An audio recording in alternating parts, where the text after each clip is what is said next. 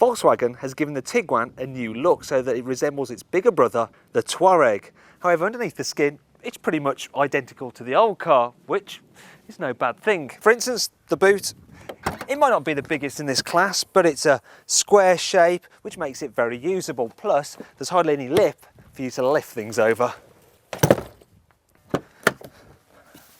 Also, because the seat folds pretty much completely flat, it's easy to drag luggage right to the front. I want to show you this as well, because the seats, they also recline and slide forwards for more boot space or backwards for more knee room.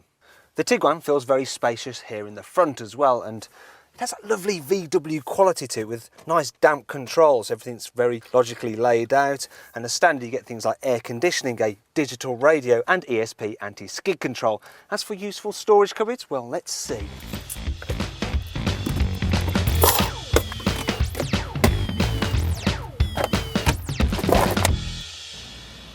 So then the Tiguan is practical. However, it's also very clever because it can park itself. To activate the system, I'll just press this button down here. Now, the car can parallel park itself, but it can also park in a bay, which is what I'm going to demonstrate here. Now, all I'd have to do is drive along, and it's busy looking for a bay on my left because I'm indicating left. Now, it says that it's found one, it's telling me to go forward, and now reverse. All I have to do is operate the clutch and the brakes, and, well, the car will do the hard part. The steering, look at that.